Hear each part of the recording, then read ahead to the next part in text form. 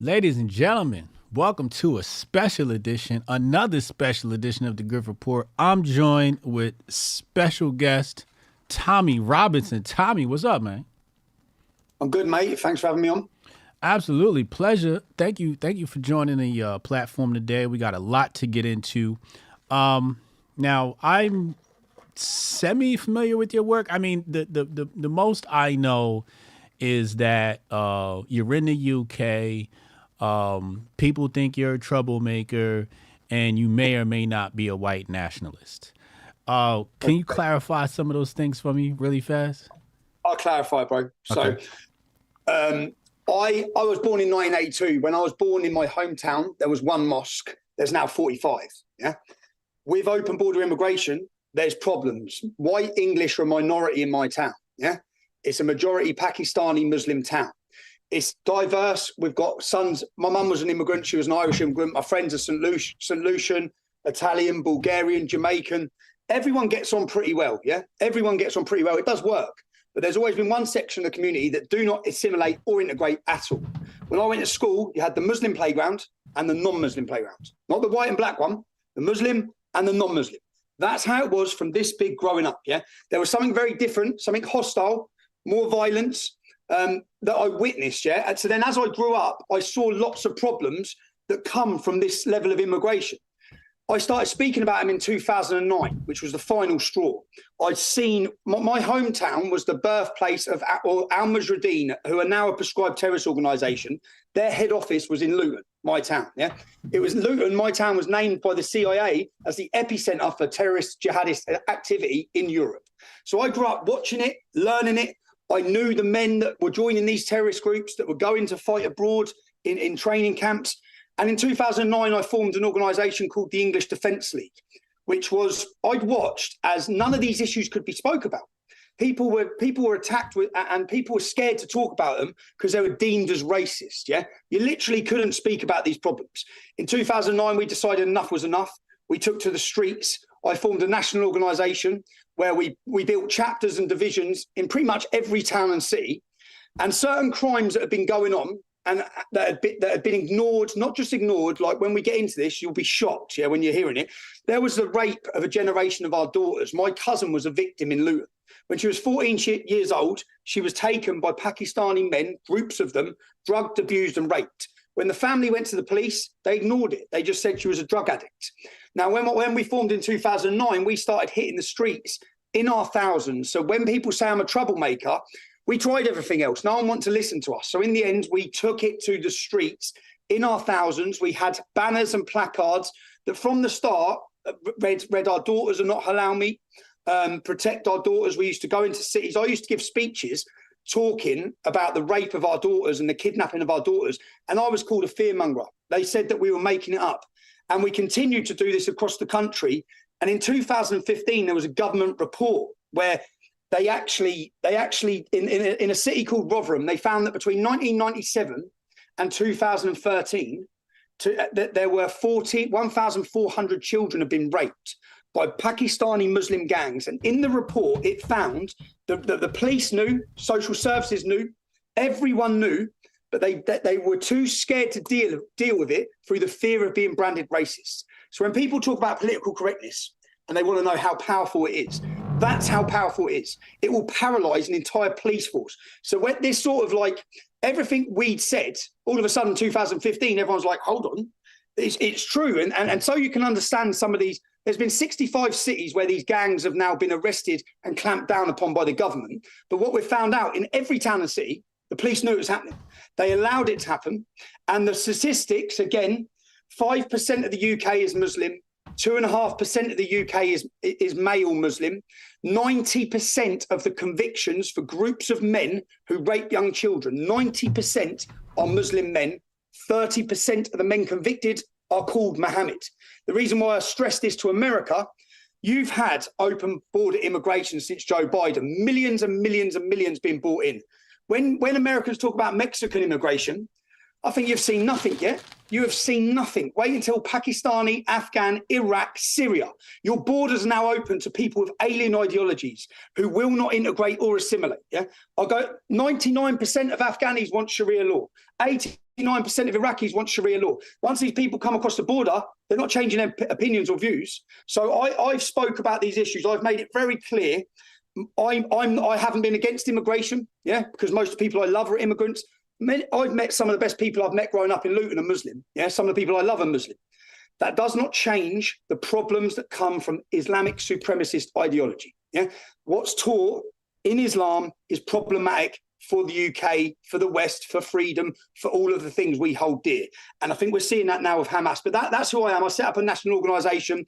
We travelled the country. We made the government. We made the media talk about these issues. It's now common. They call it grooming. I don't know if you've heard. In the UK, they call it grooming, which is actually rape jihad. It's not grooming, but they call it grooming. And that's now common. Everyone's aware of it.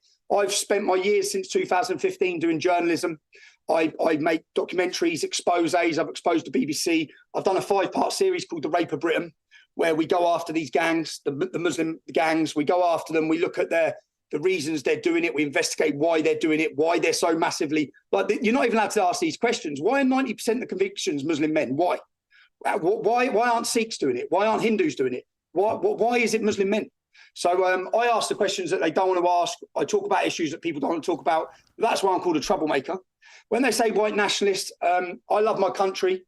My friends, I've always stood on the fact that my friends are a diverse group of friends. We're black, we're white.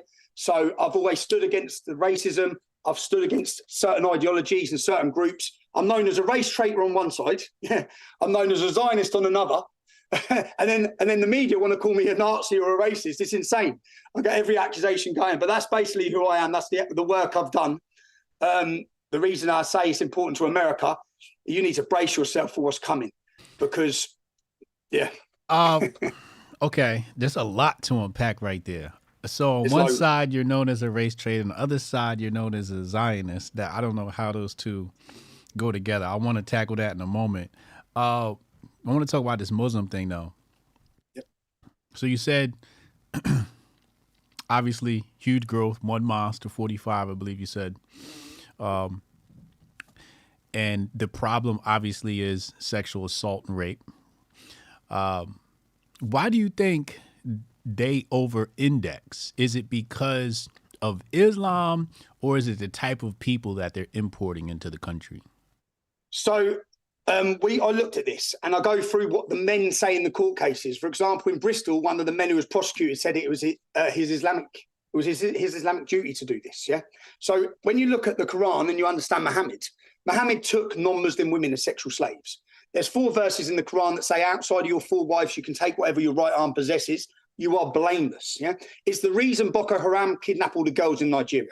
It's the reason the Yazidi girls were taken in Syria and raped. It's the reason the Jewish women have just been taken as sexual slaves and raped as well. It's all halal. It's all permitted. So that's, and as I go through, I say we have to look for the common denominator. We have to try to understand it. And just again, there's a town called Telford in the UK. I've done a 5-part series, an investigative journalist series on these gangs in that town. That town has a 1.7% Muslim population, just so you can understand how big this problem is in Britain. It has a 1.7% Muslim population. There's 3,500 Muslims. Take away the women, take away the under 16s, take away the over 70s, you've got 1,000 Muslim men. Yeah, 1,000 Muslim men in that one town. There's 1,000 victims and 5 are dead. Yeah, in that one town. The police investigation identified 200 men who were involved. My investigation got the names of 254. The independent inquiry got 360. Yeah, that means between 20 to 36% of the Muslim men in that town were involved in the prostitution, rape, and torture of kids. That is not a small minority. This is and when you go through all the cases, there's all brothers together in the cases. Fathers and sons are raping the girls together. There's a mindset going on here which we can't understand, that it's acceptable where whole groups of men who work in a taxi ranks or have takeaway businesses. It's like, imagine it in any normal business. If someone said, I've got a 12-year-old girl here, yeah, should we rape them? Everyone would beat them up, yeah, or certainly inform the police. Literally, every member of the business rapes the girl. Yeah, it's so accepted. Why? Why is it accepted? And again, I go through what they say in their court cases. I go through what the victims say. They refer to the girls as kafar, filthy kafar, worthless, you're trash, you should be covered up. It's all to do with their religious intolerance, their intolerance of women, especially non-Muslim women. And it is, in the UK, it's called grooming. In India, it's called love jihad. In Holland, it's called lover boys. Yeah, it's groups of Muslim men kidnapping non-Muslim women and raping and torturing them. And when you go through the cases, one girl in Oxford, a city called Oxford, people think of Oxford, you think of the beautiful Oxford University, the culture. No, not anymore, mate. Not when you see what's going on there, yeah? A girl was 12. She had a hot iron rod with the letter M, heated up, and then he scolded her backside at the age of 12 because she was the property of Muhammad. They took another girl, they nailed her tongue to the table. Yeah? When you hear and understand what they've done, it wasn't about sexual gratification. They destroy the girls. They literally destroy them. So I've looked at it. I asked the questions. Why is it happening? Did Muhammad take sexual slaves? Yes, he did. Is it permitted? Is it acceptable under Islam? Yes, it is. These girls are being taken as slaves in every town and city. But the biggest failure and the biggest shock of all this is that the government knew, the police knew, and nothing was done. They actually facilitated. Why do you think your government is allowing this stuff to happen? That's the power of not just political correctness, but fear. Yeah, it's the same reason why Hamas have took over our capital city in their hundreds of thousands. Yeah, it's the same reason why they're flying ISIS flags, Hamas flags. They're calling for the gassing of Jews. They do not get arrested. Yeah, when we go through, so these rape gangs in the city of Telford I spoke about, where the police identified 200, they've only prosecuted 11. Yeah, they've only prosecuted 11. 189 ain't getting done. So in each town and city, they've grabbed a handful. And I can pick you any crimes. You know, female genital mutilation. Do you understand what that is? FGM? No. Female genital mutilation? Yeah, FGM is a practice where the girls, as young girls, age 2, 3, 4, they cut their clitoris off because they're not supposed to enjoy sex. They're just there to have a baby. Yeah, 55,000 British girls, Muslim girls, that's happened to. There's been a 14-year prison sentence for someone doing that since the 1980s. Not one person's been sent to jail. The reality is, if you wanted to send the parents to jail, you've just filled every prison cell in our country for that one crime. And the most alarming thing is British Muslims, they're 5% of the British population. We have 40,000 Muslims on a terror watch list. 3,000 to 4,000 of them are monitored 24 hours a day, 7 days a week, yeah, at a cost of £9 billion a year. That's now, the Islamic demographic literally doubles every 10 years. Yeah? We have big problems. And the point I raise is when they're making up 5% of the population, they are appeased now, they're feared now. Yeah? God help Europe when they get to 20%. God help Great Britain when they get to 20%. And I know when I make comments like this, it can be easy for people to get upset or think I'm talking about every single Muslim when I'm not. Yeah, when I'm not. But the peaceful Muslims are totally irrelevant when the power that Islam has and the influence it has on a community. We're already seeing now, like when it comes to policing communities, we've had terrorist organisations on our capital city demanding terrorism, calling for jihad, and they don't get arrested. We come out on our streets, we get beat with koshes by our police, battered, and it's a total unfair two-tier policing system. And our Home Secretary just lost her job recently, Suella Braverman. She came out and called out the Metropolitan Police Force for their biased policing. We saw it with Black Lives Matter. The police didn't police them. They were too scared. Yeah, anything like that. When they're on the streets rioting, the same as the pro-Hamas rallies, it's policed very differently to how they want to police what would you call the nationalists, the patriots, whatever. So yeah, I think so all right, so fear, right? You made that apparent. But I'm still lost on why, because I think Europe is for Europeans, and that's majority, I guess what we call them is white. But I'm just trying to figure out if the government is consisted of Europeans and white folks, why would they do something against their constituents of Europeans and white folks? I believe why would they use fear for? I believe not just Europe, but America too. Your borders are open. Our borders are open. It's not a mistake. Yeah, they're not fluking their way here. They're being brought here. Yeah, and I believe they're doing it to destroy the structure of our communities, to break down our resilience. Exactly the same as the attack on the family. It's all happening at the same time. And then what? What's that? And then what? After they break the family, break the resilience, what's the next step in their goal? That they can implement more laws on us and more power over us. And I think that they actually want conflict. And essentially now, say like we've got 30% of the hotels, yeah, even in Ireland, are filled with single migrant men, yeah? Single fighting age migrant men, 30%. If the money stopped tomorrow, what's going to happen? If the money stopped tomorrow and they weren't housed tomorrow, we've already got conflict on the streets that they can't deal with. Yeah, we're seeing how they can't deal and can't police things now. If they continue to flood our countries the way they are, and the money stops, there's an economic breakdown like we haven't seen, then there is going to be a clash of civilizations. There is going to be a lot of problems, and at that point, if that's what they are orchestrating, because it seems like that's what they're orchestrating. When you read the Barcelona Declaration, you read this isn't a mistake. They're literally getting 10 meters off the coast of Libya and getting brought in. They took out Gaddafi in order to open the floodgates of Europe. So when you're looking at what's happening, I believe we are being replaced. I believe we're being replaced by people who they want. So if you look at the Democrat Party in the United States, they wanted the black community relying on them. Yeah, this is the same. They want people relying on them, relying on the state, big government. We don't want that. Yeah, they want that, and they are literally important voters who want that as well. So I think that they see it as control. That's the problems we face. And when I say control, my town, Luton, again, and we'll go back to 2013. In 2013, I'd done this demographical change. And in 2013, by 2030, the Bangladeshi and the Pakistani community were going to increase by 77%. Yeah, the white and black community by 1.2 and 1.3. Yeah, the future is this community. Yeah, that's what the politicians know. So to get the Labour vote, which is your Democrat Party, to get the Labour vote, there was 19 mosques at that point.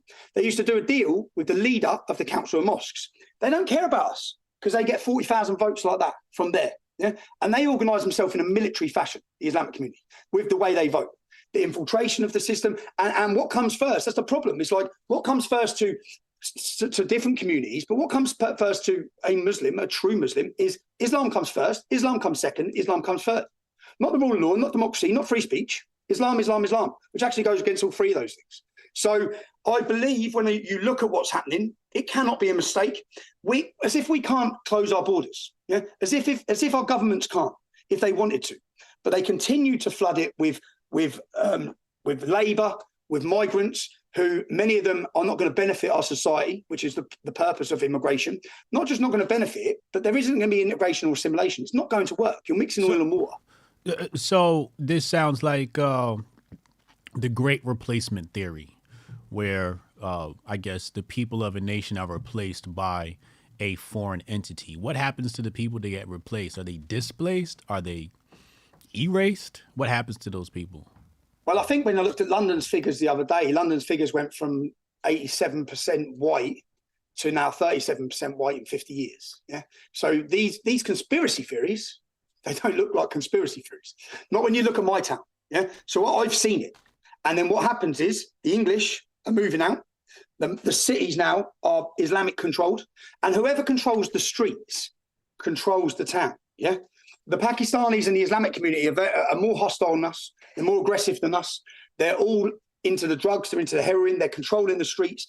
If you look through the prison system, there's so many different attacks going on. The prison system, the conversions. Obviously, I don't know if you've looked what's going on in America. They're targeting the black community in Great Britain jails. They're converting all of them. Yeah, they're converting people who have been disenfranchised, failed by society, wronged by society. Most people who end up in prison haven't had the opportunities most other people have had. They've been wronged. Islam comes along as an ideology and gives them a strong belief, a community belief, and a reason to hate and someone to blame as well. So we're seeing that. We're seeing 800 a year are coming out of radicalised from British UK's prison system. That's an MI5 statistic, 800 a year. But I just can talk about what I've seen. So if Europe is built by the Europeans and had many Europeans, I mean, we're talking about the West, right? Huge empire. And again, you had 1.87% population of whites. Where did the white men fail? And I'm not talking about in parliament or anything like that. Where did they fail in protecting their land, protecting their sovereignty, protecting their children? I'd say an attack on our identity and who we are. making us feel ashamed of who we are, making us feel that we can't be proud in who we are, proud of our history in any way. I believe it's an attack on masculinity at the same time. We have become a generation of selfish cowards who care more about themselves than care about their country or their community. Yeah? So this is individualism versus collectivism almost. And that's what's happened. And I believe that if you look back in the 60s, if you go back generations, that you had 14-year-olds pretending they were 16 so they could sign up, run into the fields and die to protect and give down a safe and prosperous Britain to the next generation. Right now, you've got fully grown men whispering, not too scared to even talk about things, looking at their curtains. It's embarrassing, it's humiliating, but we need to reinstall the Englishness or the pride in who we are. And I think that I don't blame people, if I'm honest as well, because they've managed to get, when I started my activism, Hotep, I used a false name. Yeah, my name's not Tommy Robinson, my real name, right? And I wore a mask, because when I started my activism in 2009, I had 7 properties and 2 businesses, and I, like most other people, wanted to succeed. My passion was making money. I wanted to succeed for my family. I wanted to succeed and be a success. But then at that point, I realized it doesn't matter how much money you've got. It doesn't matter how successful you are. We're fucked. The next generation are in trouble. Yeah, I'm looking around my hometown thinking, no, this isn't good. Yeah, the change is not beneficial to us. It's never going back. No one can sit at our country. You can't sit at the United States now. I'm not in America, but you can't sit in Great Britain. No one can say it's going in the right direction. No one can say we're a better country now than we were 10 years ago. There's more freedom than there was. There's more safety than there was. Everything's declining. Everything. And I think that we have let it happen. There's been an attack on masculinity. I guess it's safe to say there's been an attack on white identity, right? Unable to say I'm proud to be white. But what I'm trying to get at is somebody had to be asleep at the wheel, right? Somebody within the constituency of white people, for lack of a better term, had to be asleep at the wheel. What were they doing instead of, and maybe this is what you were talking about, a bit of ideological subversion where you move from collectivism to individualism, because I know here in America, everybody that's conservative, talks about individualism and they shun collectivism, if I'm not mistaken. So you're saying collectivism is the better way and individualism is maybe the main thing that destroyed. I'm saying that there's been an infiltration of the education system across the entire West. Okay. By Marxist ideologies, which are promoting all of whether it be critical race theory now, but all of these different things are being pushed on the next generation. Transgenderism, we are becoming a mess, and that is not a mistake either. Yeah? So you look, 90% of the professors in British universities are a far left ideology. 90%. Yeah, they're in there. They're educating the next generation. They're influencing the next generation to hate themselves. Yeah, to believe that their history is this. So by the time people are coming through in a generation, you see the change. You just have to look at the mindsets of the new generation coming out of the universities in the United States or Great Britain in comparison to their parents. Yeah, that is not a mistake either. They got into the minds. They're winning the battle. Yeah, that we're funding it. We're funding it all, whilst our universities are creating people who hate our nation, who hate our culture, who hate our identity, who wish to celebrate everyone else's identity apart from their own. It's frowned upon to speak proudly of your nation. You see now, I look at the scenes. I like, was it imaginable 20 years ago for so many to hate the flag of the United States, to want to rip it down? Same in Great Britain. What's happened? That hasn't just happened like that. That is a conservative effort to get into the system, to bring up the next generation. My son's got 450 pupils in his year. Yeah, 60 of them are transgender. 60. What is going on? Yeah, 60. The next generation are that fried, yeah, in who they are, in understanding. They can't even understand the difference between a boy and girl. Yeah, but how are they ever going to fight? How are they ever going to resist? How are they ever going to stand up for themselves? If you don't even know who you are, you're not going to fight for yourself. You're not going to fight for where you've come from. So that's where I think that all of these pieces, for me, I used to speak about Islamic immigration. All I ever spoke against was Islamic immigration. Mm-hmm. Then I realized, I think after COVID, after all the vaccines, after everything, I started putting it all together, thinking, no, there's a much bigger plan here. The feminization of men, the attack on the family, Black Lives Matter, when you go and look at what they were pushing for, break down the nuclear family, end capitalism, they're all the same movements. The Hamas thing now, the pro-Palestinian thing now, the level of hatred we're seeing in universities, teachers and having to lock themselves inside cupboards from the students. The next generation don't want free speech. They don't want free speech. Do you have any historical texture to this conversation in regard to the leftist ideology takeover? I have a little bit of Europe, definitely way more conceptualization of it in America. But from a European standpoint, how did leftism take over where you're from? How did leftism take over? I believe that when people are committed, and they made the comments back at the time of the Soviet, like, is to get into the education system, is to get into the minds of the next generation. Yeah? So you think this comes out of Russia? We've been asleep. We've been asleep. America's been asleep. We've all been asleep. We've been asleep and not just asleep. You're working how many hours? Your wife's working how many hours? Who is actually having the influence on your child? You or your wife or the education system? The education system that's now teaching them what? That's now telling them what? Can't tell them what a man or girl is, tell them to be weak, tell them to be feminized, tell them all these things. So I think that I look at it now and think, well, where were you as a parent? My kids ain't being brought up like that, because I make sure that they know that my boy knows to be a strong man. He knows who he is. My girls are the same. They know their roles as women and what's expected. But that's all been polluted. It's all been attacked. The feminism.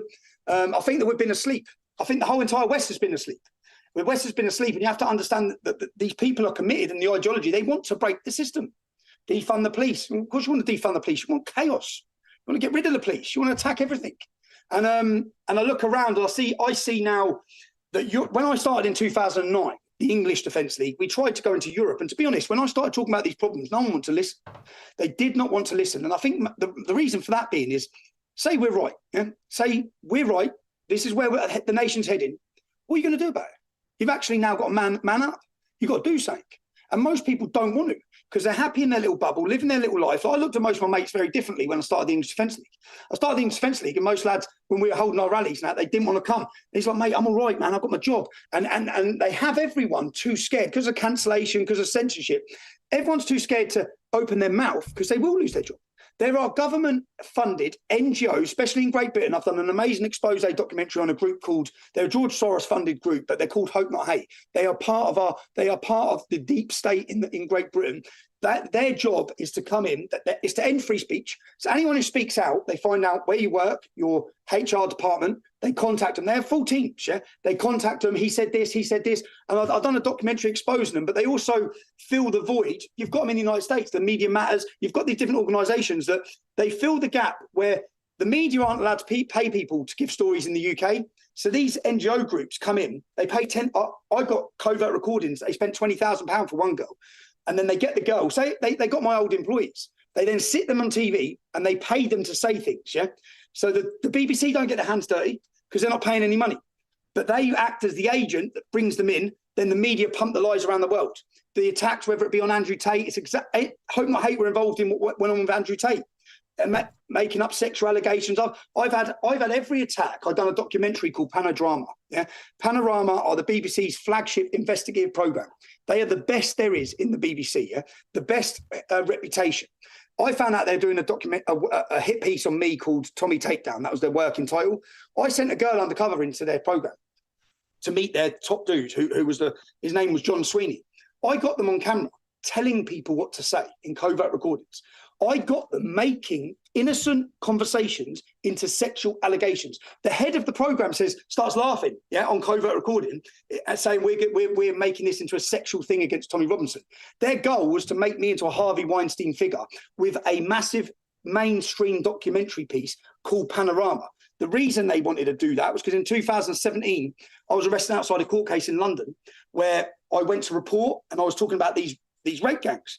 I was taken off the streets and sentenced to 13 months for reporting. Yeah? Sentenced to 13 months, looked the case up. I was sentenced to 13 months. I was put straight in solitary confinement. After 12 weeks, we got back in court. There was a massive campaign to free me. 700,000 people signed petition in the UK. Paul Gassar flew over, one of your congressmen.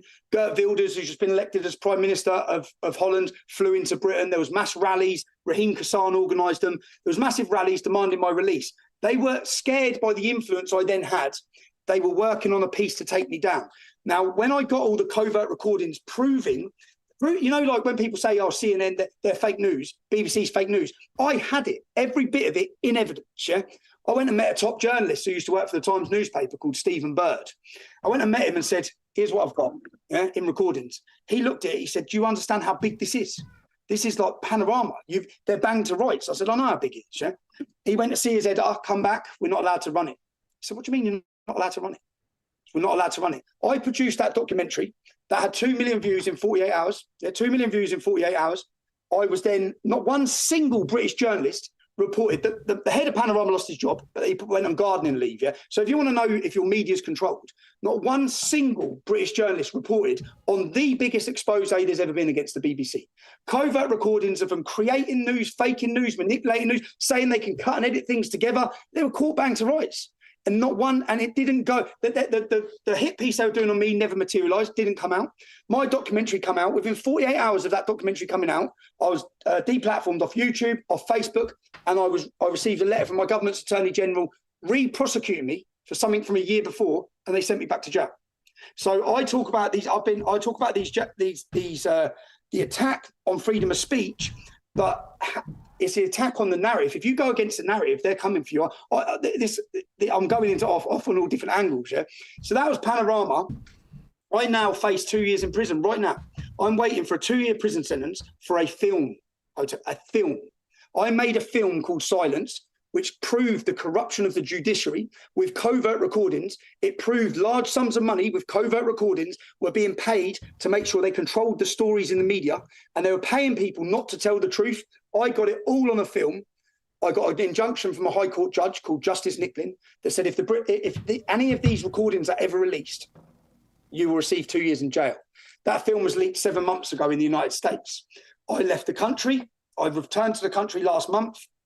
Within 48 hours, I received a letter again from the Attorney General saying they're starting proceedings against me for a film which everything is 100% factual. And I'm going to get 2 years in jail. When I get 2 years in jail, their controlled media will just say I breached an injunction. I breached an injunction. And that level of influence and attack, and you know, like you see the court cases against Donald Trump, you see the court cases against Steve Bannon. Yeah. So this film I made it's about me, but it's not, because they're doing it in every country. Yeah, everyone who stands up, they come for you. Yeah, they come for you. You've seen Russell Brand, you've seen Andrew Tate. Yeah. Okay, we're going to change gears really fast here, ladies and gentlemen. I'm going to take phone calls at the end of this interview. If you'd like to get in line, text Hotep your name at 202-596-5631. 202-596-5631. Text Hotep your name to that number. At the conclusion of this interview, we'll take phone calls. I want to talk about Zionism. I want to talk about the conflict in the Middle East, Palestine versus Israel. Why are people saying that you are a Zionist? So they say I'm a Zionist because I believe I don't hate Jews. Yeah? And not just I don't hate Jews. I believe if there's 55 or 57 Islamic nations, then the Jews can have one. Yeah, I believe that historically it's their land. Yeah, what's the fucking problem? They're surrounded by totalitarian Sharia-driven shitholes. Yeah, with no human rights, no freedom. The only country in the Middle East that has any freedoms or rights for people is Israel. I went there. I spent time there. Yeah, I went there, and I went and I paid young Arab Muslims to take me into a Fatah-controlled refugee camp. Yeah, which at the time, I probably am one of the most vocal critics of Islam in Europe. Yeah. If they'd have known who I was, I'd have lost my life. Yeah, I went there because I wanted to spend a day in there with the Islamic refugees, and I did. The lad who I met, who took me in there, he had no idea who I was. He was a fourth generation Muslim refugee, lovely lad. I related with him more than anyone I met the whole time in Israel. Yeah, he was the same as me.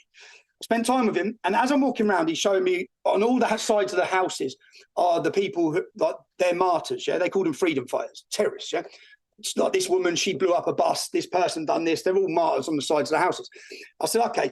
And then he corrected me. He said, basically, so if the Palestinian Authority pay for the rest of your life. So I went with my mate, who's a black lad who I grew up with at school. I took him with me, yeah, because he loves history. So we went and had a look. We're walking around. I said, where's the playground? Where's the football pitch? He goes, there ain't one. But he said, we've had 4 times more money than Germany after the World War, yeah? He said, it doesn't come to us. Yeah, the money doesn't come to us. The Palestinian Authority who govern us, they pay anyone who cut from this refugee camp. It made me view everything differently. They pay anyone from this refugee camp who goes and kills an Israeli. I said, what if they go and kill a Jew? He corrected me. He said, no, it doesn't have to be a Jew. Go and kill an Israeli. Yeah, if you kill an Israeli, you get, say, the equivalent of £5,000 a month for the rest of your life. So if you go to jail, your family get that money. So if you're looking, as I looked at my mate, I said, bro, we've both got kids. Yeah? I was playing football with all the kids. The only way out of this life as a refugee, fourth generation, is to go and kill. Yeah. And then your family is safe from this. Yeah. So I said, who's oppressing you? I kept expecting to hear Israel, the Palestinian Authority. He didn't mention Israel, the Palestinian Authority, the Palestinian Authority. I looked up the Palestinian Authority. We fund them. British taxpayers' money goes to, we're funding them to pay for mercenaries to go out and kill Jews. I understand there's problems on either side, yeah? The reason they say that I'm a Zionist, when I was in Israel, I went to a shop and, you know, they sell Mossad T-shirts. When I was in New York, I bought a New York Police Department T-shirt. I'm not in the New York Police Department, right? I bought a Mossad T-shirt. They all put this picture up of me with a Mossad T-shirt from a shop saying, look, he's Mossad. He's Mossad. It's like, come on, man. But I have been very outspoken to say Hamas are ISIS. Yeah, Hamas's Article 7 on their manifesto, I think it's Article 7, says the final day of judgment does not come until every Jew is dead. It doesn't say until every Zionist is dead. It says until every Jew is dead. How do you negotiate with that? They're the people who are governed in. They were elected by 48% of the population. They are terrorists. They are jihadists. They've already said, first comes Saturday, then comes Sunday. Once we've done the Jews, we're doing the Christians. If anyone thinks, this is why I look at it and think, if anyone thinks, look how emboldened they've come in the West from killing 1,500 Jews, yeah? If you think, if they conquer Israel, well, you think they stop there? You really think they stop there? This jihadist mindset is about Islamic supremacy, world domination. I see Israel as it being in their way. Yeah. And I also see, I see the Israeli government doing wrongs the same way Joe Biden's government are doing wrongs, the same way my government are doing wrongs. But I separate the governments from the people. The average innocent Jewish person living in Israel. And it's like I tried to explain it in Great Britain, say England. We've got England and we border with Scotland. Now, if Scotland elected a government that said the final day of judgment does not come until every English person is dead, and then every day they just fired these rockets indiscriminately into houses in England, we'd be saying, blow the shit out of them. Yeah, get rid of that government in Scotland. So Israel aren't allowed to. Hamas, with Iranian proxy money, it's like that. So I take the side of Israel, and I'm unashamedly take the side of Israel. Yeah. That doesn't mean I believe it's acceptable that young Palestinians are dying, that innocent people are dying. But if you want to free Palestine, free them from Hamas, because these bloodthirsty, monstrous scumbags who are attacking indiscriminately against women and children purposely. Israel, I believe, goes out their way to try and prevent that. I know there's wrongs on each side. So that's why people say. And for me, it's like, I understand. Yeah. So for that, I'm a So let's, I just want to pick your brain here and just to get your opinion on all of this. You know, historically, how it works is the West defeats the Ottoman Empire under a British mandate. Palestine is under their control, somewhat. And they say, hey, we're going to, set this land aside for the Jews, right? And then there's massive support that comes in as far as resources and investment. And then there's a huge inflation or migration of Jews into that region. There are promises that they were not setting up a state. They have since set up a state. So is this a moral argument that people are having, or because to me, I just look at it like, colonization happens, right? You blamed a whole lot of things on Islam and, they want to conquer the world. And I'm like, well, I think China wants to conquer the world. I think America wants to conquer the world. I think the British Empire wants to conquer the world. I think that's just the nature of empires. So I don't see them being different in that regard. But, do you think this is a more of a moral argument of what's happening in Israel? Because from a military standpoint, they basically colonized that land. Well, historically, it's their land. They were there before any Muslims were there. They've been there 3,000 years. Historically, at some point, historically or biblically? Or biblically as well. But okay. It's like when you say it's I don't hear this argument about Baluchistan. Yeah, Baluchistan was the land that was taken from Pakistan. Took the land. The Pakistani military have starved their people. They've took their energy. They've took their resources. No one talks about it. Why not? Because they're not Jews. Yeah, there's plenty of land like this. We created Pakistan. Yeah, there's lots of different countries like this that no one wants to talk about. It's like Assad or the Syria, Yemen. How many people being killed in Yemen? Where were they? Where was the street protests? Where was it? The Quran. Mein Kampf, Hitler's book, is 7% Jew hatred. Yeah, the Quran's 9%. The Hadith is 12%. Yeah, so take out Israel out of the conflict. There's no Jew hatred. Muhammad beheaded 600 Jews in one day. Yeah, Qayuba, Qayuba. That's what you hear them chanting in the streets of the UK and around the West. Qayuba, Qayuba. They're chanting about when Muhammad, 600 Jews surrendered and he beheaded them all. And then after beheading the leader of the tribe, he married his wife that night, which we know what that means. He raped her. Yeah. So I just believe there's a lot of hypocrisy in the argument. I don't believe it's perfect in any sense, but I understand Hamas. I understand the Islamic jihadist mindset. I understand that previous conflicts, when Israel first went there, I think they wanted 20%. They offered the Palestinians 80%. They didn't accept that. They've continually not accepted any agreements. Yeah. And Yasser Arafat, any of the people who have led them have told us what it's about. Yeah, Hamas have now told us. Their leaders have come out, said they don't just want to conquer Israel. They want to conquer everywhere. They want to conquer Europe. Yeah, as they said, Jews first, Christians second. So in a battle between Jewish people and Israel and jihad, because I believe this is a 1400-year war. This isn't started in 1948. Yeah, I believe that this idea, this mindset of jihadism, and when we talk about land, so under Islam conquered Spain. That means that they believe that's their land. So at the minute, the call for jihad might be in Israel, yeah? When there's 20% in Europe, you better believe they're coming to take Spain back, yeah? Because their mindset and their ideology tells them they have to. So that's the conflict. That's how I see the conflicts. I see it as jihad. You're either for jihad or against jihad, and this is a holy war. But I don't for 1 minute defend every single second or everything the Israeli government have done. I believe that, you know, when in the 7-Day War, all the Islamic nations and all the leaders of the Islamic nations basically told them, we're going to take your women. We're raping your women and we're taking your daughters. We're going to drive you into the sea. Would I mess around after hearing that? Would I mess around after the Holocaust? Would I fuck about? If I wanted to defend myself, I wouldn't, man. So I understand it. I don't think it's perfect. But at the same time, my battle, or what I highlight, is jihad, Islamic supremacy, Hamas. We're not talking about ordinary innocent people here. Yeah, we're talking about Hamas, who govern that entire area. Yeah, funded by Iran. Yeah, we other Arab nations. Yeah, it's a mess. It's a little bit weird to me because in America the far right is on the Islamic side and they believe in white nationalism, but you know your form of I guess white nationalism is on the Israeli side. So it's like the two far rights across the pond are diametrically opposed to each other. No, they're not, because the far right in the UK are on the Islamic side here as well, because the far right in the UK say that the Jews are creating this mess of immigration to break down the white race. That's what their argument is, the far right in the UK. Right. Same as in America. I don't believe that's because I believe there's problems. Yeah. When I looked at Hollywood, and I looked at the percentage of Jews in Hollywood, and then I looked at the donations politically from the people in Hollywood, and 98% of the donations from the people in Hollywood would go Democrat. Yeah, so that, but 48, I think it was about 48% off the top of my head of them were Jews. So the other 50%, the other 50% were also funding Democrat. So is it a Jewish problem or is it an ideological problem? Is it that? So when I was looking at all the different things, I've looked at this because I've listened to both sides of the argument. I understand it's not all Jews who are orchestrating these invasions. There are some that happen to be Jewish. Are they doing it because they're Jewish?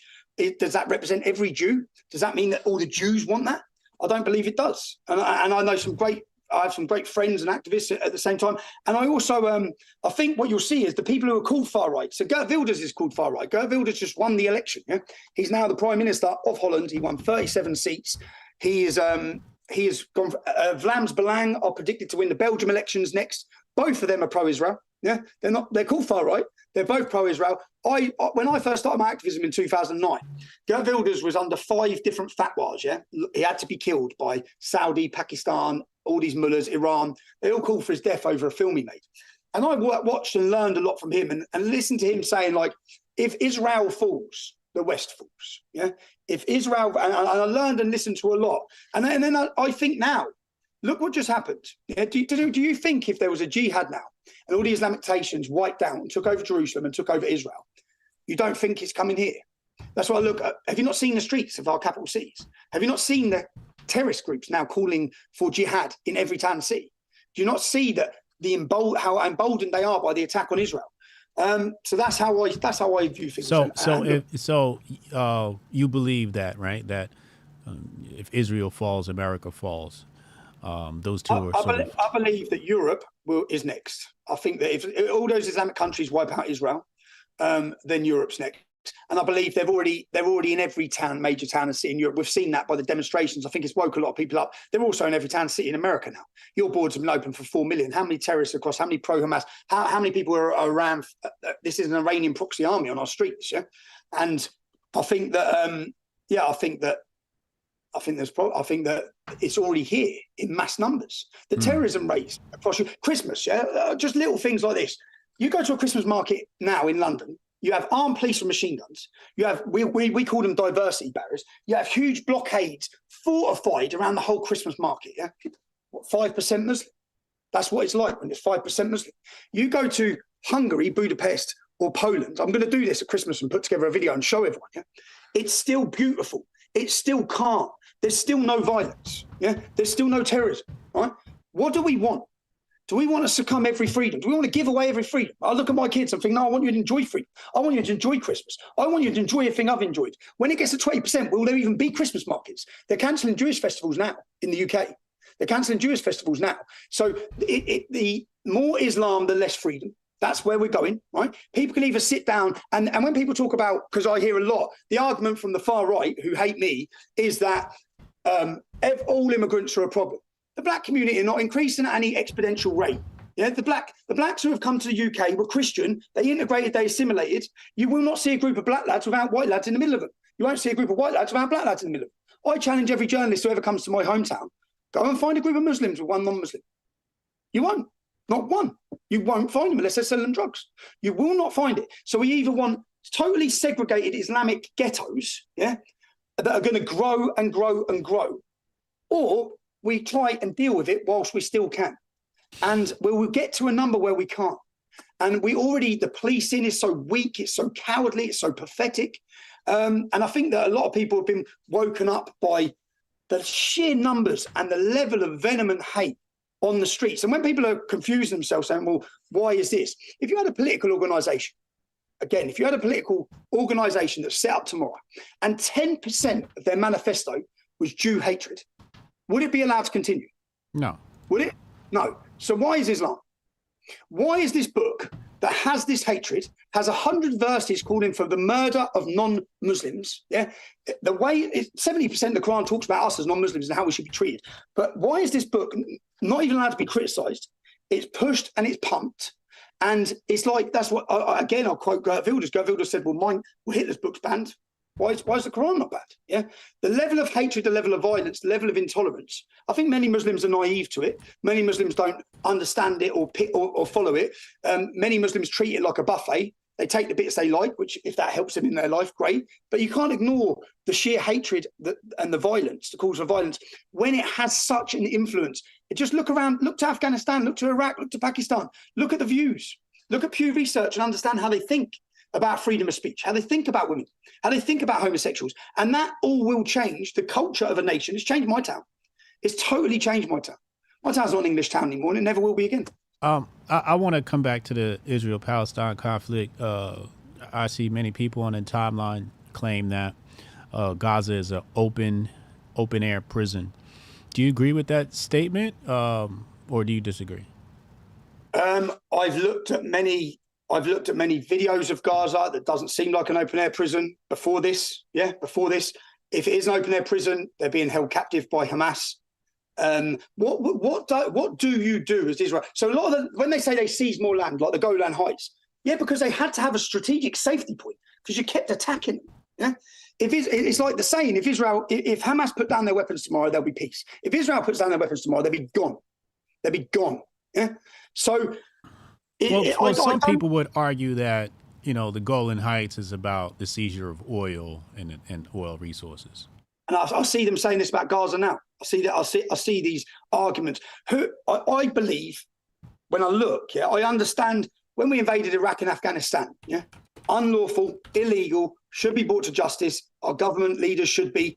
I can imagine what it's like for the people living in those countries who were just getting carpet bombed, innocent people dying. No one cared. We went and robbed the countries. So I get the arguments on either side. What I'm saying is the mindset of, and most of these groups, whether it be Hamas, I think were created by Israel, to go against Fatah, but also the Taliban, we supported them, we funded them because ideologically it helped us at the time for our geopolitical arguments with the Soviet. So lots of these different things we've created. We in Britain have given a home to Islamic radicals and jihadists. We've allowed them to grow, not thinking it's ever going to bite us on the arse. But then it has, because the other one is a theory that there's a Ben Gurion Canal project, and that's another reason why Israel wants to annex more land. Did you hear anything about that? Nah. No. Okay. I went to Israel. And when I went to Israel, as I said, every Arab I met, I asked them. So I say to most people who criticise, I say, you ever been there? Have you ever been to a Islamic refugee camp where they are? Have you spoke to them? No. Okay, so everything I thought, you know the big wall, the Gaza, I thought there was this big, massive fuck-off wall, It's about 20 metres long, right? It's about everything I thought. And then, so when I was there, I asked a Muslim, it was by the Golan Heights. I said, about Israel, are you happy in Israel? He goes, of course I'm happy in Israel. He goes, where do you think I want to be? Over there in Syria. He goes, I pray 5 times a day. I've got everything I want. He looked at me like I was an idiot. So I went and questioned, and then I went into disputed territories, which is when I went to the Fatah refugee camp. And at the end, I sat down, and there's a video of this. I sat down with the Muslim lad when I got back to the safe zone and told him who I was. I said, can I tell you who I am? So I'm probably the lead activist against Islam in Europe. And I talk about this issue in Palestine. So I had to come and visit. I had to come visit. I spent time with another lady. She was stabbed 11 times. Macheted up, her friend was murdered in front of her. But then the thing that threw my head was the fact the Palestinian Authority pay these people. So when you see an attack, I always blame it on jihad. I think that's a jihadist attack. Then I started thinking, are they mercenaries? Is this just a mercenary attack? And then the bloke saying we've had 4 times, his words, Muslim refugee, do not fund Free Palestine. It does not come to us. We will always be refugees. Do you know, I walked out of there, I wanted to give them money. So I walked out of the refugee camp. I wanted to give them my money and help them. So it works because they bring the West politicians in there. They bring them in there. They show these conditions. Everyone gets upset, which you would when you see the kids. I was upset. I think fucking what these kids are living here where they've got nothing. They've got no hope. They're 4th generation and their kids will live here and their kids will live here. But who's keeping them living there? I believe Hamas are keeping them living there. I believe it benefits. I believe that instead of buying rockets and missiles, they could have helped their community. But they don't. They want war. They want Israel. They want Jews. And why do they want Jews? Because the Islamic scripture tells them they want Jews. Muhammad taught them to hate Jews. I don't believe the whole conflict is about Israel. How do these groups of people view black people? Is it similar to how they view Israelis and Jews? Are they cool with black people? I just want to know where I stand with them. Who cool with black people? What's that? The Islamic. They're cool with anyone who converts, man. I know Muhammad. What did he refer to black people as? Raisin heads. I think that's in the scripture. That's where his scripture was. I always say to black lads who are converted in jail, mate, he called you a raisin head. But I was in jail and we're lost. We are lost, In the UK, we're lost. Our generation are lost. We're lost in identity, lost in who we are. I remember there was a lad called Hobbs. I was in solitary confinement. He was in the cell next to me. I said, bruv, where are you from? Where's your family from? Jamaica. I said, you're from one of them. And every time he come out of his cell to prove a point, he put his prayer mat over his shoulder. We used to argue all the time. And then I've seen him come. I said, you are from one of the richest countries in the world in culture, identity. More churches per square mile than anywhere in the world. And you're walking around here calling everyone Aki. You've joined something. And when I questioned him about this is the problem, I questioned him about beliefs, actually true Islamic beliefs about Muhammad's teachings. He didn't agree with any of them. The imams then come and say, because I believe most people are converting because they're searching for an identity, a belonging. Islam gives them that. It's very powerful. It's very strong. It welcomes them. So black people, mate, you're welcome. If you join Islam, they'll welcome you with open arms. Same with white people. And then and it gives you. Yeah. Hasn't there been a failure of Christians in the church? I mean, when you look at the Islamic world, you don't see the high rates of transgenderism and rainbow coalitions. But in the West, you see a ton of this, which in some people's minds would say, well, maybe, Islam is the superior religion to create an empire. You don't see it in They Russia. keep their women wrapped up. Our women run around and walk around half naked. I understand the argument, yeah, as well. And I sympathise with the argument in the fact when I was looking at sexualisation of kids through the LGBTQ plus alphabet mafia in the schools, yeah, that the Islamic community would be your allies in battling this. And they've been battling it in the UK. Yeah, they've been battling it in the UK. They will not back down. They won't bend to it. But when we say the West, it's like, and we look at that, is that, can you blame Christianity on that? I don't see it in Russia. Russia's still very Christian. Poland's still very Christian. Ain't many transgenders running around there. Yeah, it's the countries in the West where we've lost identity. The church don't. I believe most of the people in the church don't even believe in Jesus. Yeah, now I believe they're Marxists. They're using it for political ideas. The Pope, the most recent Pope, just brought 2 buses of trannies into the Vatican. It's like, this is absurd. Yeah, it's certainly not religious. It's certainly not Christian. So I believe that Christianity's failed and our church leaders have failed. It's become weak and cowardice. It hasn't always been weak or cowardice, so we wouldn't still be here. Yeah, there's been so many attempts to wipe out Christianity. It weren't weak, as I said, with the Ottoman Empire, whatever battles you want to go through. But I believe that, yeah, the church has failed. It's failed us. It's failed to modernise. It's failed to connect. There's been a lot of failures within it, even paedophile failures of the Catholic Church, sick practices and infiltration of it and the use of it for abuse of children. Which will turn a lot of people against it. And Islam's filled a void. When you break a country of its belief and identity, something's going to fill it. Islam's filled it in the UK, and it's filling it in the UK. And then you have people like, whether it be Andrew Tate or what's the other dude's name? Sneeko? Is it Sneeko in America who's converted to Islam? Knows fuck all about Islam. I sit and listen to him talk and think, you don't know anything about it. Yeah? So you're here telling people to convert to something you know nothing about. It's pretty embarrassing. Yeah, it's pretty embarrassing. And then all of a sudden, when I watch Sneeko's thing, he starts finding out things about it. He's like, oh, bruv. The problem he's got, same with Andrew Tate, they can't leave it now. Why can't you leave it? They want to kill you more than they want to kill me. Punishable by death. Yeah? You can't come out now and say you're not a Muslim. So you want to escape the slavery of the Matrix, and you've just joined the slavery of Islam. And you can't even, you're never able to tell the truth on it. You're never going to be able to tell the truth. I can sit down with you and go, there's verses in the Quran that tell Muslims how to marry a prepubescent child, but how to divorce the prepubescent child. There's rules about divorcing a prepubescent child. So as I say, like Sneeko, look me in the face and tell me you actually believe that. Yeah? Look me in the face and tell me that you believe Muhammad at 53 years old married a 6-year-old and you think that's acceptable. Yeah? I know. Why do you think Sneeko and Andrew Tate decided to join Islam? I believe that when I think Andrew Tate, I'll talk about. I know Andrew Tate. We're friends. Yeah, we're friends before all of this. So he's from my hometown. I believe he was cancelled, probably in a corner.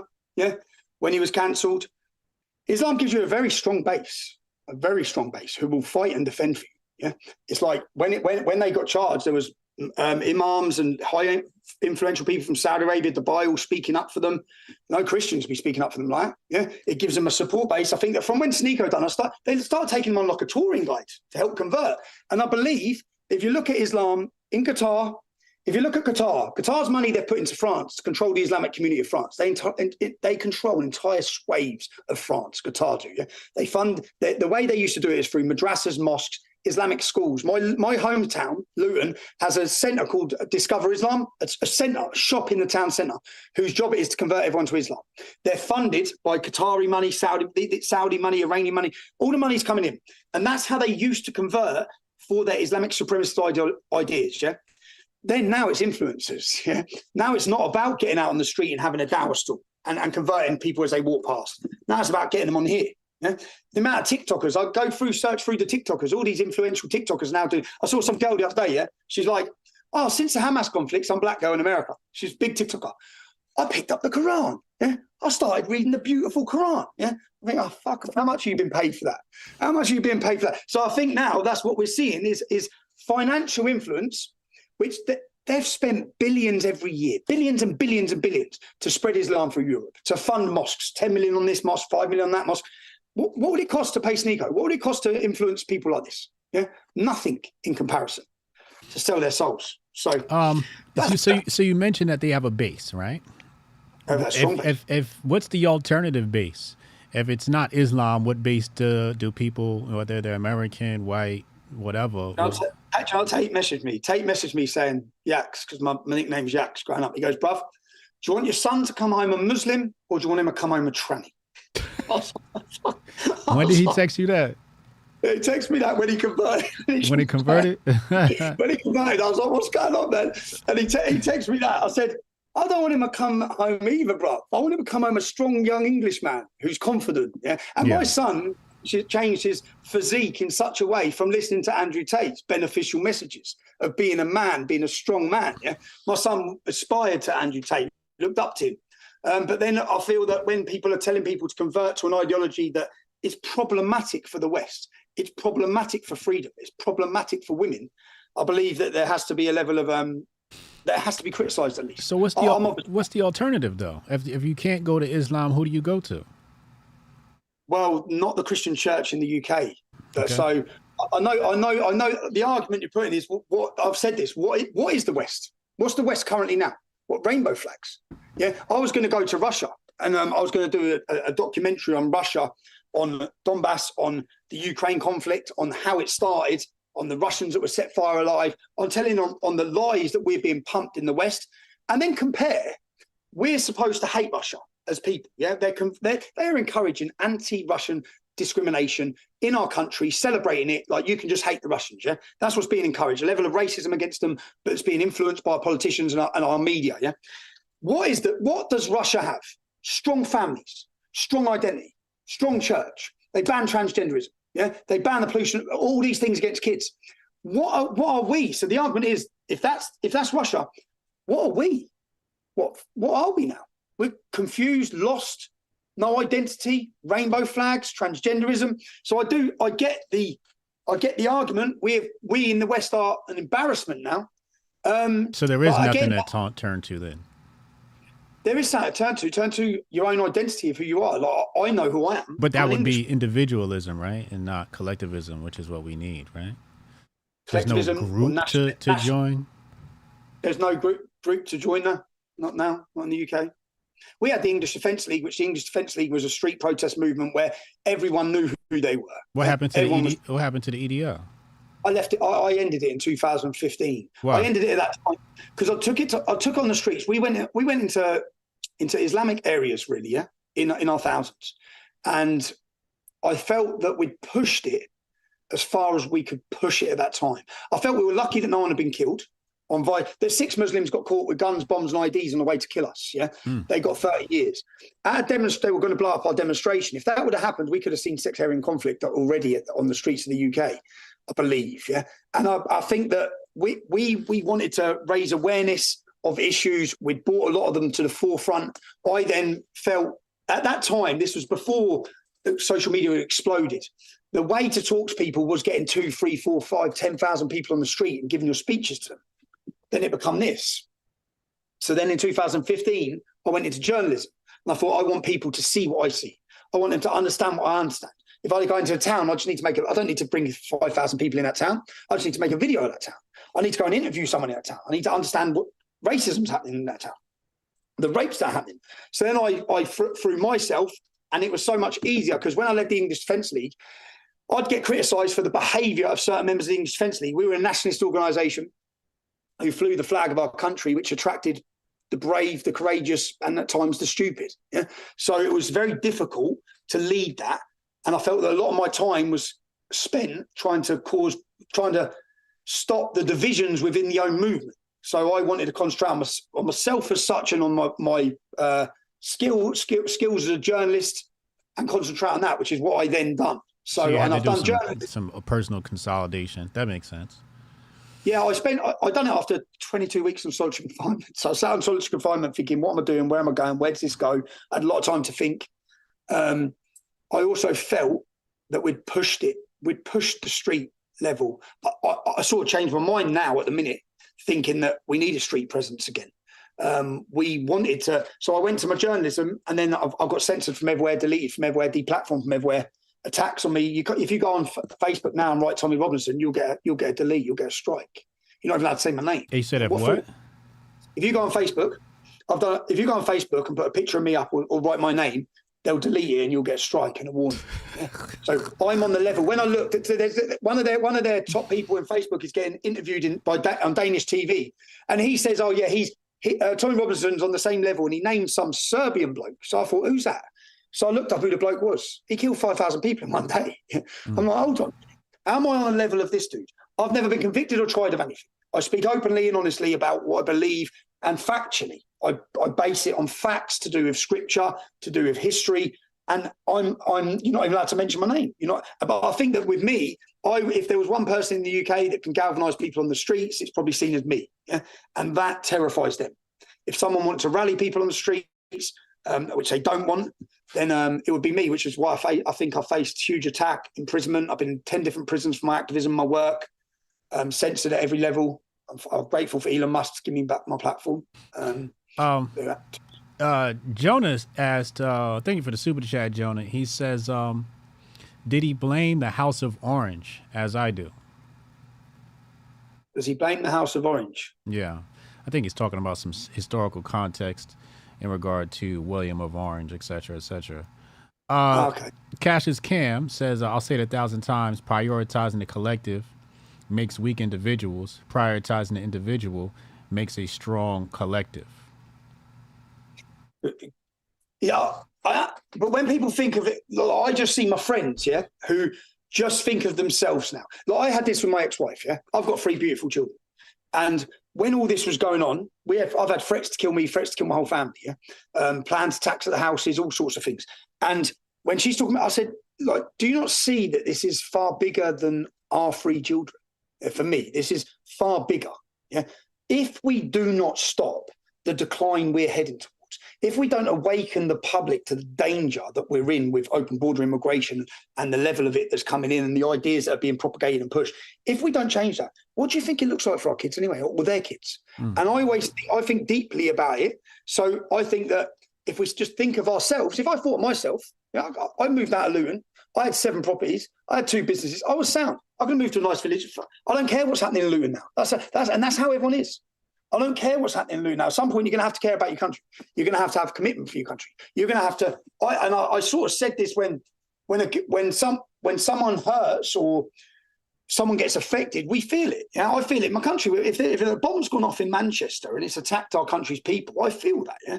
And we have to start caring more about everyone, rather than just about ourselves. That's how I feel. So when we're talking about collectivism, that's my mindset is. And if we had pride in who we were or pride in our community, we wouldn't have allowed any of this to happen anyway. Yeah. We wouldn't allow it. And Poland wouldn't allow it. You see, if they started acting the way they're acting in Europe, in countries like Poland and Hungary, the men would not allow it. They haven't been weakened yet. They haven't been feminized yet. They're not bitches yet. And the problem with most of us is we're all financed up to here. They've got us in that position that we can't step out of line. We're working every hour to pay the bills for the house, for the car, for this. Literally step out of line, you've done. And then most people, I don't blame them. They've got kids to feed, families to feed, so they just self-censor, keep your mouth shut, whisper about it at work. I'm going to begin to land this plane here. We're going to take phone calls. At the end of this interview, we're going to thank Tommy, allow him to leave, and then we'll take phone calls. If you want to get in line for the phone calls, text Hotep your name to 202-596-5631, 202-596-5631. Saverick says, Aristotle, no man is a slave if better off free, meaning if a group cannot contribute to society, then they are better off a slave to the state. Imagine you need a population in bondage to Big Daddy Gov. Damn, that's one hell of a super chat there. Thank you, Savrix, for supporting the channel. Tommy, we don't have freedom. We don't have freedom. But in Europe, we're a post-free speech era.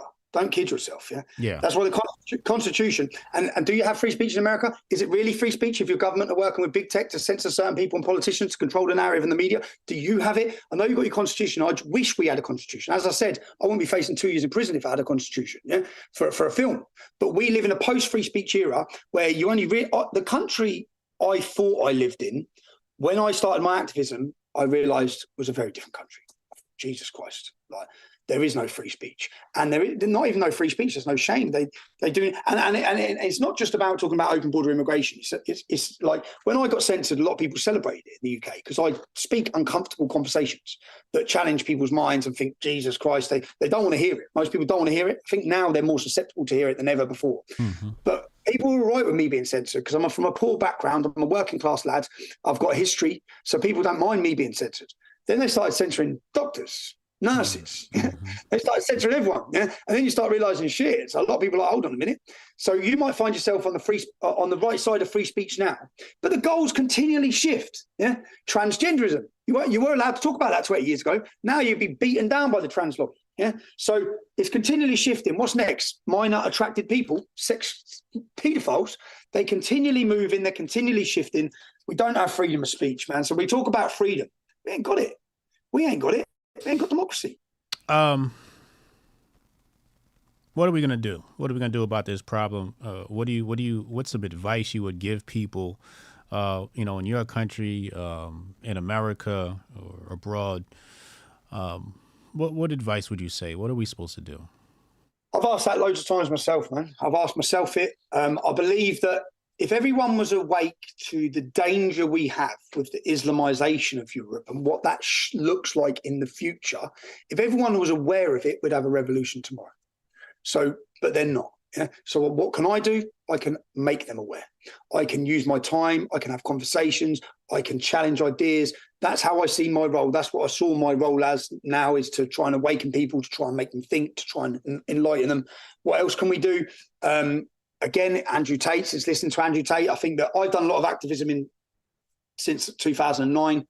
I wish I was fit, healthy, didn't drink the entirety of that time. Yeah, I've only it took me till I was 39 to realise that. Yeah, and then you are fitter, you're healthier, you're more able. We shouldn't be taking medication. I don't believe we shouldn't be going to doctors for their medication. They want you hooked on medication. They want you weak. They want you vulnerable. I think the answer to all of it is the outdoors and the gym. That's something that, and I encourage that to everyone. If you're feeling down, go for a walk, go for a run, get outside. Don't take any antidepressants. Don't get on their medication. And I think that we should be creating that in our next generation of kids. I looked at pictures the other day from the 1960s. Everyone was lean, everyone was fit, everyone was healthy, and everyone was dressed smart. I look at us now and just think, geez, what's happened, man? What's happened? But again, I think that's targeted. I think that's targeted through fast food, through processed meat, through all these different things. Yeah? They don't want us fit, don't want us healthy. So that's why Andrew Tate, I think they come down like a ton of bricks. He's building a generation of kids who want to be strong, healthy, fit fighters. And that's what I think we need to be. So if I could give people personal advice, I've been through in some terrible situations. I've managed to get through them. I've been in dark places, low places, desperate places with what's happened, whether it be prison sentences, trying to live with the fact that, people want to kill you. When they get sentenced to 30 years, I think, right, I feel like I'm walking with a terminal illness now, yeah? Because of what I'm saying, people will want to murder you. But how do you deal with that? I'll be in the best place ever to deal with it by being fit, healthy, and straight. I say straight from alcohol, straight from anything like that. And I think that we all need to check what we think is normal. Because I grew up thinking it was normal to get off my head every weekend. Let's say you ran into a magic genie and he ran out of 3 wishes. He only got 1 left. What would you use that one to wish for? If you could wish for anything in this world, what would you wish for? Another 3 wishes. What I wish for? I don't think Islam should. I think Europe without Islam is peaceful. Europe without Islam has a safe and bright future. I think that Islam has the power, in the words of Winston Churchill, Islam has the power to take Europe back to the Dark Ages. Mohammedans, which is what Churchill used to believe in. With Sir William Gladstone, there was no debate about interpretation back then. Yeah, everyone knew that the phrase "Islam is religion of peace" was never said until George W. Bush. Go through the history books. It's never been said that Islam's a religion of peace ever. Yeah, till George W. Bush. Right? Then it got said so many times that now everyone says, Islam's a religion of peace. No, it's not. It never has been. Every Islamic leader's always said it's a conquest. It's a warlike manual. Yeah. Now, Sir William Gladstone held the Quran above his head in Parliament and said that he's one of the best leaders this country's ever had in Parliament, and said there'll never be peace on this earth so long as we have this book. It's a violent and cursed book. Like, we've moved into an era where you can't tell the truth, where you can't speak open, honest facts about history, about wars, about people. Muhammad, the people, and even now we've created this Islamist and Islamism. Yeah, people have done that because they want to feel comfortable talking about Islam. Yeah, because when you say Islamist, I sat down with some Muslim lads, scholars, and they said, well, it's Islamism. No, Islamism is enforcing political Islam on people. I said, okay, was the Prophet Muhammad an Islamist then? Yeah, he was. So Prophet Muhammad was an Islamist. That's what you're saying. So what you're saying is you want to give a protection to Islam because everything you're talking about is Islam. So I think I've said from day one, we need to be free to criticize Islam. Let's have a conversation about Islam.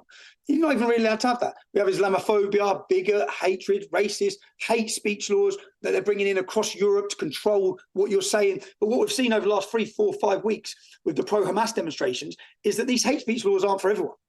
They're for us. Yeah? You're allowed to call for jihad. If you've seen the calls coming out of the mosques in the UK, I'll send you some of them after this.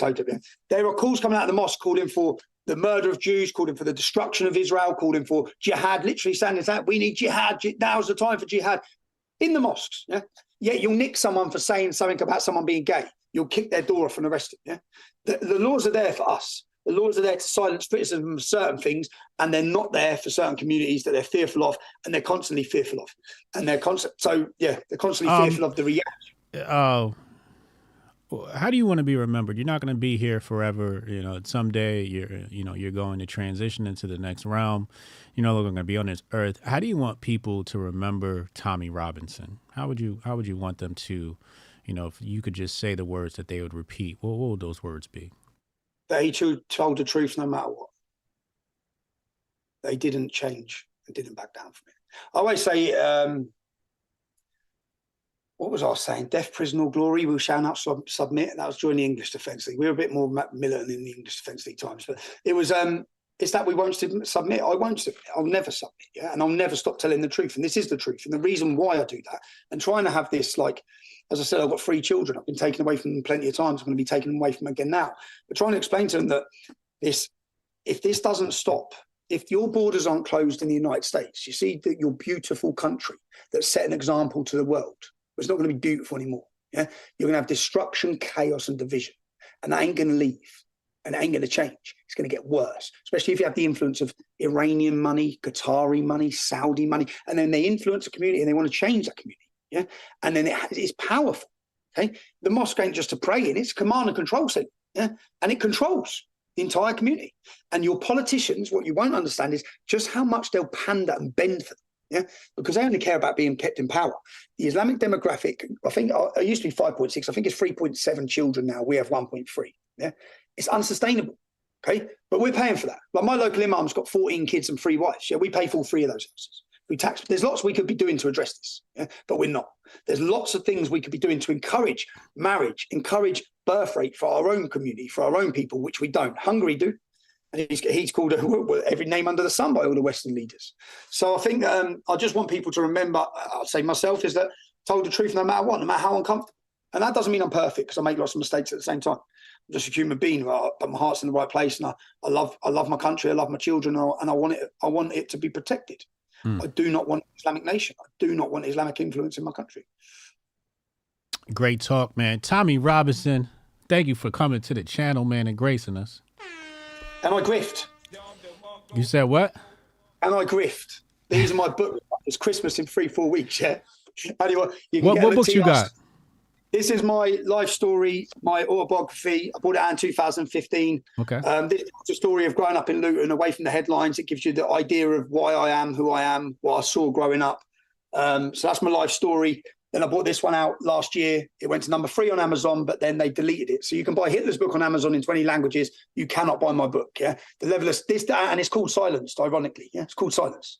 But this tells the story of big tech censorship, government interference, the unholy alliance of the media. All of them work together, yeah, in order to silence and destroy you. And this one brings it up till last year. So they're both my books. They're available at trsilence.com.